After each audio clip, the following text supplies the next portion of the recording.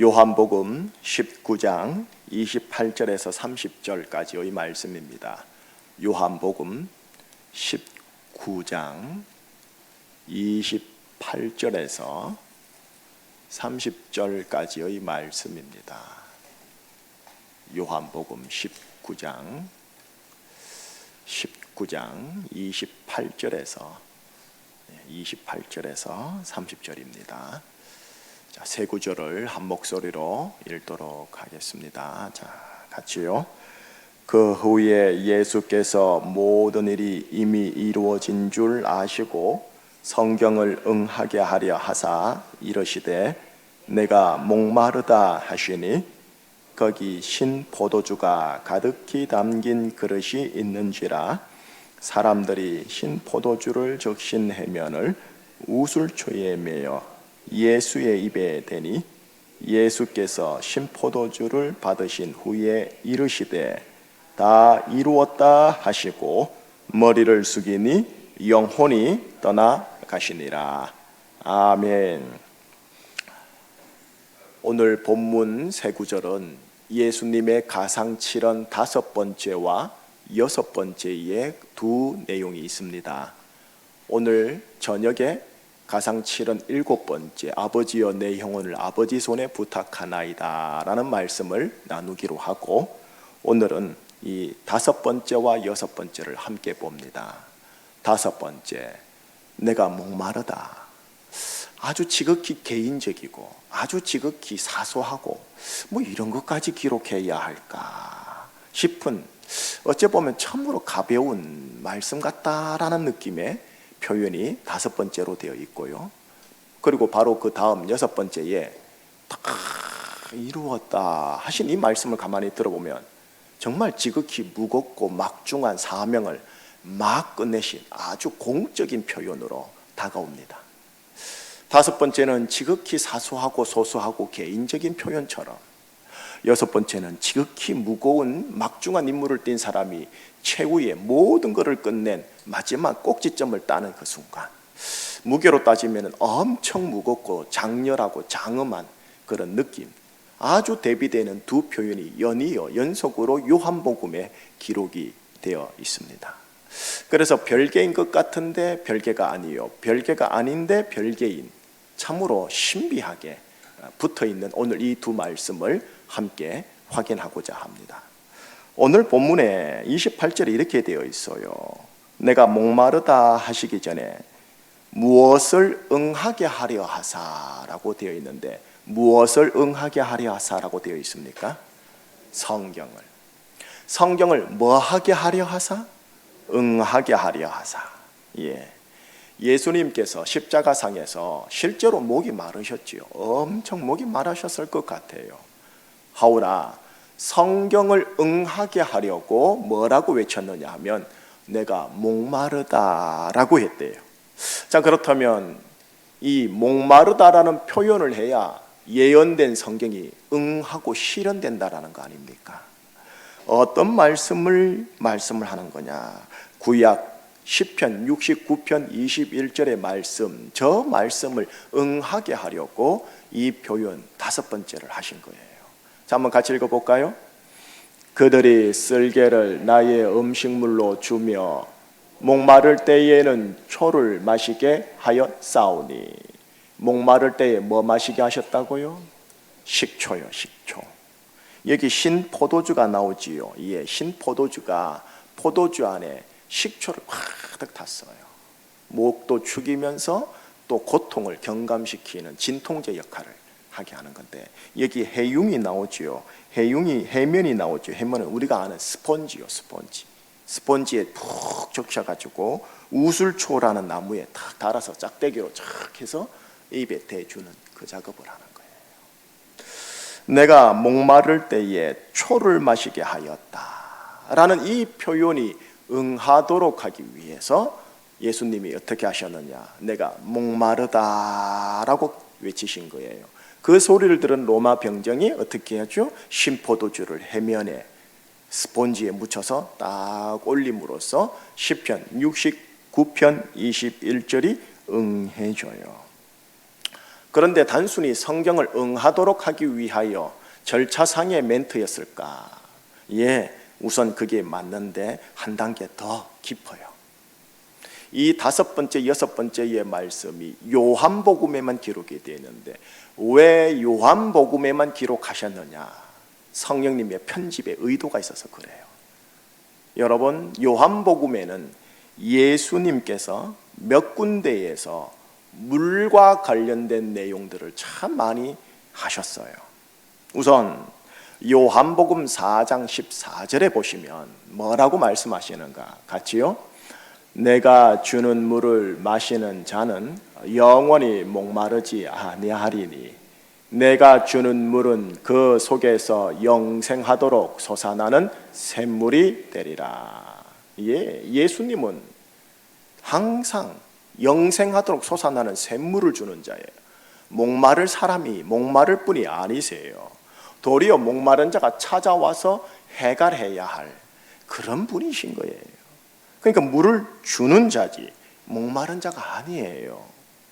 더불어 요한복음 7장 37절의 말씀 역시 같이요. 명절 끝날 곧 큰 날에 예수께서 서서 외쳐 이르시되 누구든지 목마르거든 내게로 와서 마시라. 목마른 자들아 내게로 와라. 내게로 와서 마시라. 예, 예수님은 물을 주는 자지 목마른 자가 아니에요. 이 두 군데의 말씀만 제가 보여드렸는데 예수님께서 하시는 사역 가운데 하나가 물 주는 사역이에요. 근데 이 사역은 요한복음에만 기록이 되어 있어요. 의도가 있는 거지요, 성령님께서. 그런데 그 요한복음에 예수님이 오늘 십자가 가상칠은 5번째에서 뭐라고 말씀하시느냐? 내가 목마르다라고 하시는 거예요. 생물학적인 그냥 이 물이 목마른 의미만이 아닌 거예요. 지금 뭔가가 영적인 메시지가 있는 거예요. 지금 여러분, 요한 서신을 적으신 분이 사도 요한이시죠. 이 요한복음을 지으신 사도 요한이 노사도가 되어 죽기 직전에 반모섬에서 하나님의 환상을 보고 주의 환상을 보고 적은 게 계시록입니다. 계시록 마지막 장이 22장이에요. 새 하늘 새 땅이 21장에 내려오고 22장에 가면 이제 마지막 마무리하는 22장 17절에 뭐라고 하시는가 보세요. 자, 같이요. 성령과 신부가 말씀하시기를 오라 하시는도다. 듣는 자도 오라 할 것이요 목마른 자도 올 것이요 또 원하는 자는 값없이 생명수를 받으라 하신. 사도 요한을 통해서 성령님이요 물 주시는 사역을 하시는 예수님을 소개하고 설명하고 있단 말이에요. 근데 그분이 요한복음에서만 내가 목마르다라고 하시고 계시는 거예요. 무슨 메시지냐라는 거예요. 저는 이 말씀을 읽을 때 실은 고린도 후서 8장 9절의 말씀이 떠올랐었어요. 고린도 후서 8장 9절이 혹시 아세요? 우리 주 예수 그리스도의 은혜를 너희가 알거니와 부유하신 자로서 우리를 위하여 가난하게 되심은 너희들의 가난함이 부유하게 되도록 하기 위함이다 라고 하신 거예요. 십자가에 달리신 예수님, 물 주는 자로 평생을 사역하시다가 이제는 목마른 자로 돌아가십니다. 무엇 때문에? 왜? 바로 우리의 가난함을 가져가시고 주님의 부유함을 우리에게 주시려고요. 목마름은 가난함입니까? 부유함입니까? 가난함입니다. 영적인 목마름, 정서적 목마름, 관계적 목마름, 인생 의미적 목마름, 영적 목마름, 모든 목마름을 주님이 다 짊어져 버리시는 거예요. 왜 그렇게 하셨을까요? 당신의 부유함을, 당신의 물을, 당신의 생명수를, 영원토록 솟아나는 샘물을 나에게, 우리에게 영원토록 주시기 위해서요. 그렇게 하기 위하여 예수님이 나의 목마름을, 나의 결핍을, 나의 곰핍을, 나의 갈함을 가지고 십자가에 지시고 예수님이 영원토록 주는 부유함의 생수를, 생명수를 우리에게 주시고 싶어서 목마름을 가지고 가신 거예요. 그러다 보니 어찌하습니까? 내가 목마르다라고 하는 거예요. 내가 목마르다. 자, 이게 다섯 번째예요. 자, 여섯 번째입니다. 여섯 번째. 다섯 번째와 여섯 번째가 어떻게 연결이 되는가 싶어요. 그죠? 여섯 번째는 뭐라고 되어 있느냐? 다 이루었다라는 거죠. 너무나 장엄해요. 장렬해요. 깊이가 있어요. 울려요. 다 이루었다 느낌이 이 정도 느낌인 거예요. 모든 사역을 종지부를 찍어버리는 아주 공적인 멘트가 되죠. 자, 어제 제가 드렸던 멘트 중에 하나가 성경은 진리가 대칭구도로 되어 있다, 샌드위치 지법으로 되어 있다라고 한 말 살짝 기억나시는지요? 요한복음 19장 30절 다 이루었다. 성자 예수께서 다 이루었다는 말씀을 탁 들으시면 아마 바울 선생님처럼 구약 성경을 박삭하게 하시는 분은 바로 다음 말씀이 연상이 되어집니다. 구약에서요. 창세기 2장 1절이 연상이 되어져요. 한번 같이 읽어볼까요? 천지와 만물이 다 이루어지니라. 창세기 2장 1절이면 태초입니다. 태초에 하나님이 천지를 창조하시며 첫째 날에서 여섯째 날까지 다 하신 후에 창세기 2장으로 바로 건너뛰자마자 1절에서 말합니다. 천지와 만물이 다 이루어졌다. 태고적 창세 때 성부 하나님이 하신 것은 창조 사역이었습니다. 이 창조 사역을 다 이루었다 하셨어요. 그리고 보시기에 좋았더라는 표현을 하시지요. 그런데 성자 하나님께서 이 땅에 내려오사 요한복음 19장 30절에서 뭐라고 말씀하시느냐? 다 이루었다 하시는 거예요. 뭘 다 이루셨는데요? 성자 하나님의 구원 사역을 다 이루신 거예요. 창세기 2장에선 창조 사역을 성부 하나님이 다 이루셨다면 신약 요한복음 19장 갈보리 언덕 십자가상에서는 성자 하나님께서 구원 사역을 다 이루시는 대칭구도 대비 사역으로 우리에게 지금 보여주고 계신 거예요. 그런데 그뿐인 줄 아십니까?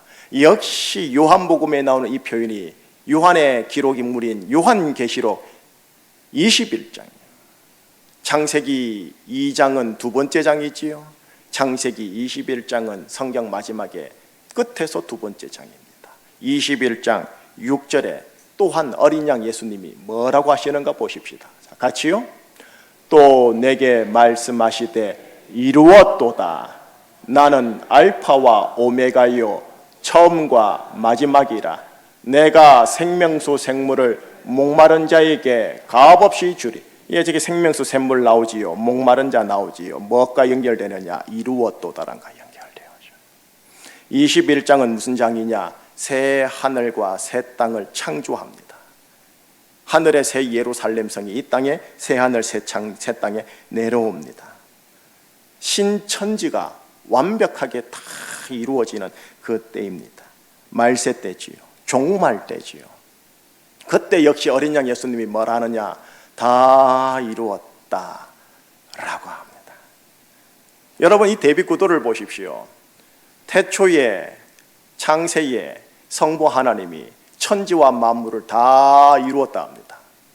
말세에 종말에 성자 하나님께서 새 하늘 새 땅을 만드시면서 다 이루었다 합니다. 처음과 마지막에 중간, 역사의 중간에 있는 십자가에서 예수님은 구원 사역을 다 이루었다 합니다.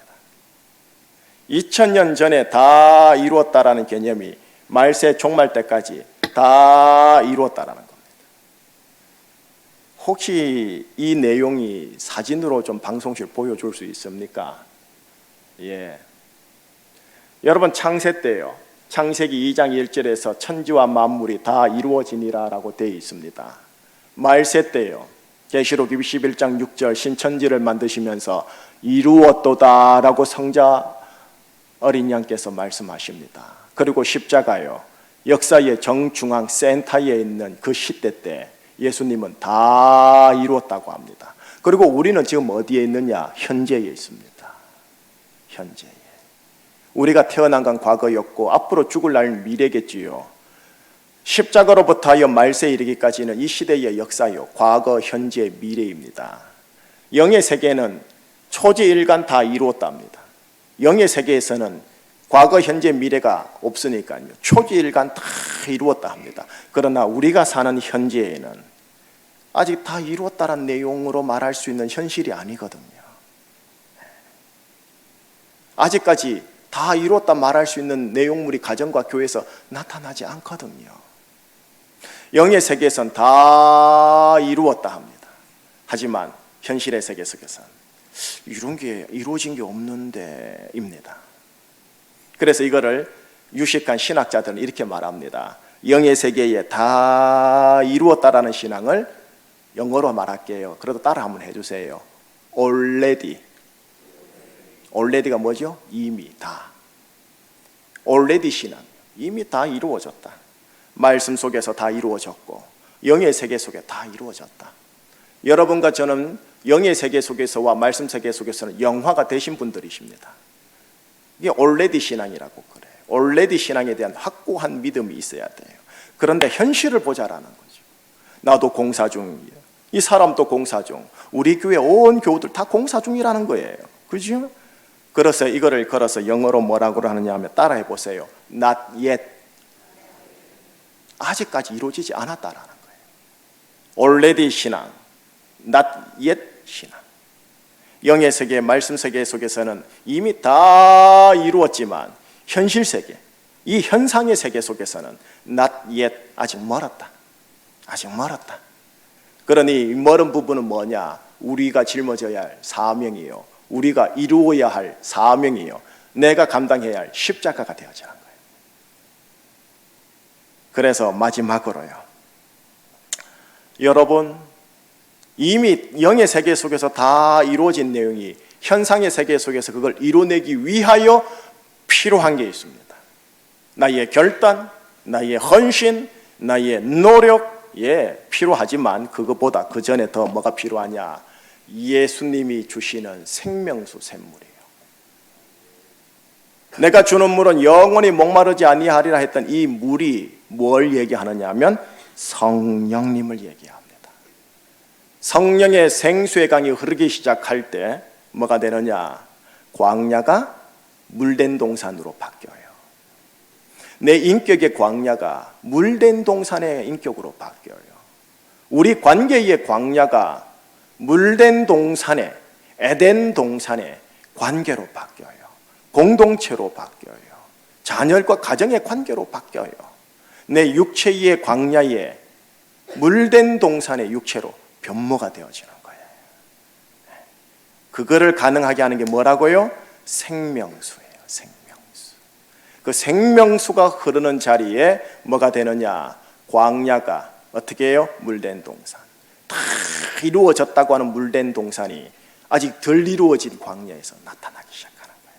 그래서 예수님이 요한복음에서만 부활 후에 첫 번째 제자들에게 나타나시면서 한 멘트가 두 가지가 있어요. 첫 번째 멘트는 인사 멘트, 샬롬, 너희들에게 평안이 있을지어다. 이래 놓고 본 인사를 두 번째 하는데 이렇게 합니다.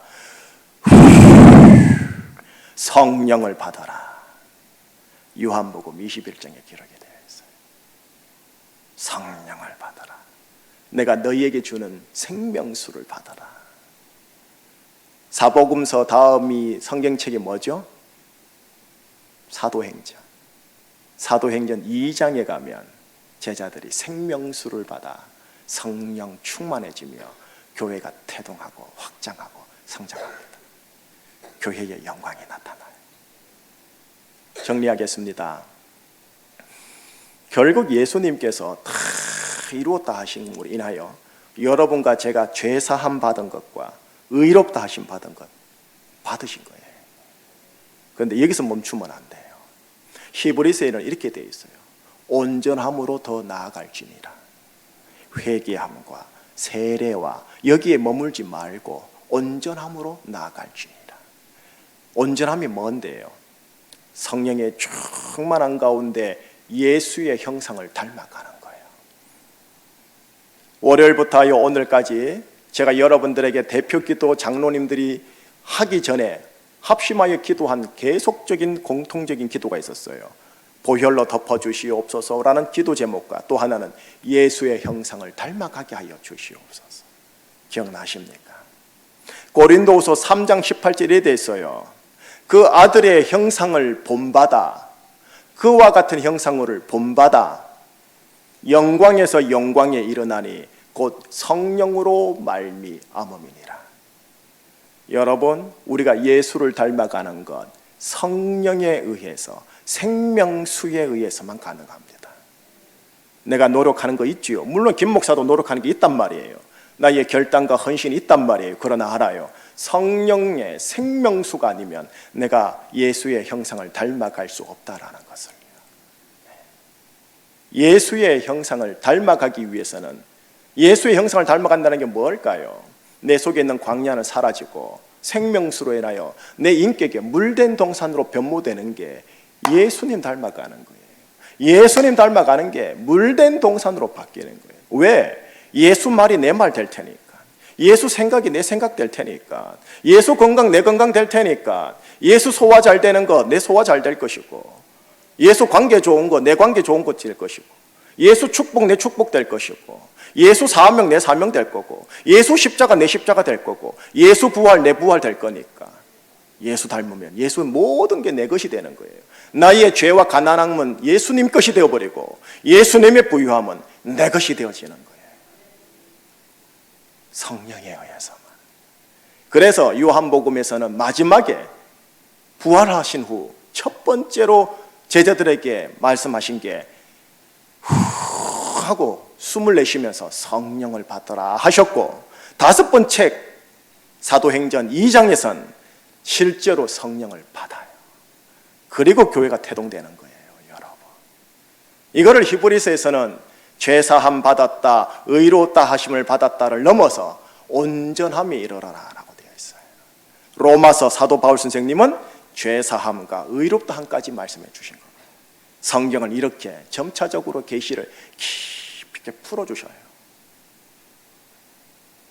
제주중심교회, 우리 교회, 예수님의 십자가 다 이루었다란 이 말씀의 온전한 혜택을 받기를 원하신다면 저만 성령 받아서 안 돼요. 우리 모두가 성령을 받아야 돼요. 여러분, 성령이 아니고서는 예수를 주라 할 수 없어요. 여러분들 예수님을 주라 합니까, 안 합니까? 주라 합니다. 그러니 모두 안에 성령님이 내주하시는 게 맞아요. 성령의 내주하심을 믿으세요. 이것이 성령의 충만함으로 흘러넘쳐야 돼요. 흘러넘쳐 발목이 수위가 무릎으로, 무릎의 수위가 허리로, 허리에서 창이란 강으로. 그럴 때 죽음의 바다, 사의 바다가 생명의 바다로 변모되어져요. 발목 정도로는 안 돼요. 우리 교회에 성령의 생수의 강이 흐름이 있을 거란 말이에요. 이것이 창이란 강이 되어야 돼요. 창이란 강이 될 때 우리 가정, 우리 교회에 있는 죽음의 바다, 우리 죽음의 바다 사이가 생명의 바다로 변모되어지는 겁니다. 그러니 결국 이렇게 기도하는 거예요. 하나님, 우리에게 성령을 부어주셔서, 나에게 성령을 부어주셔서 내가 그 아들의 형상을 본받게 하여 주시옵소서. 영광에서 영광에 이르게 하여 주시옵소서. 결국 신앙생활의 궁극적 목적은 예수 닮은 거예요. 예수 닮는 거예요. 예수.